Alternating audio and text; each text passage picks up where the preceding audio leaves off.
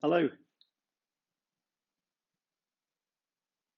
In this video, I want to look at two different stories about incidents that have happened with deaf people. They're quite sensitive stories and they're quite impacting, and I'm hoping that will have that effect on you too.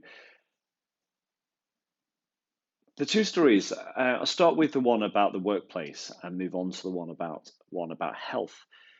But this one about employment issues. This was about a deaf man, and he'd approached an airline company regarding their announcements about, when you're on a plane and you get the safety briefings about, if a mast drops down, how to escape the plane, whatever that might be, whilst you're on the plane itself.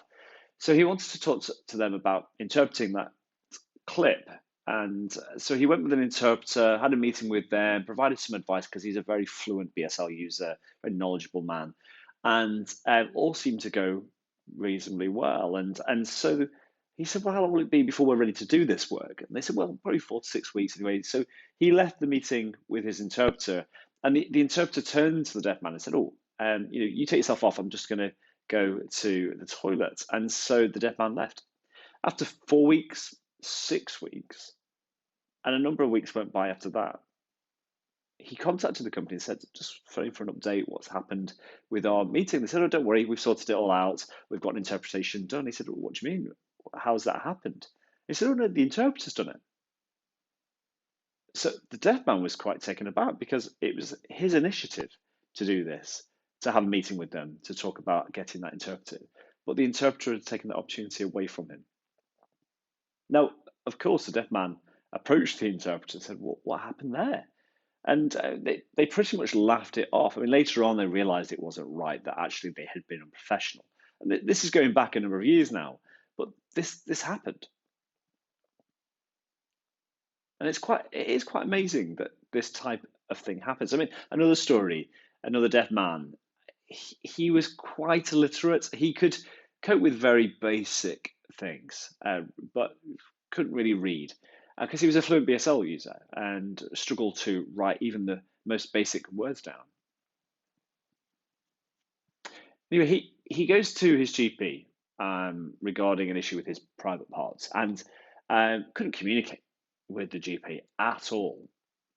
And the doctor tried to help him. It gave him different types of medication to help with his symptoms. But one day, the deaf person wrote down the word cancer on a piece of paper and said, "Is this me? Is this what I've got effectively?" And the doctor went, "Oh, no, no, no, no," and just dismissed it. But in the end, the doctor made a decision to send this deaf person off for some investigations because of these symptoms he was having with his private parts. And it turns out he has prostate cancer. But it was too late. A few months later, this gentleman passed away. That's amazing, isn't it? And that's all because communication was ineffective with his GP. He wrote down the word cancer, but nothing was ever done. There was just a failure there in the communication process.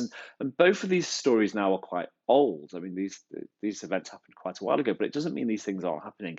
They are in different situations. And I will allude to these and elaborate on those later on in other clips. But I'm hoping that gives you some sort of insight to how deaf people can suffer and what they have to put up with, the humiliation about things and being taken off them, opportunities taken away from them, that the issue of access to communication.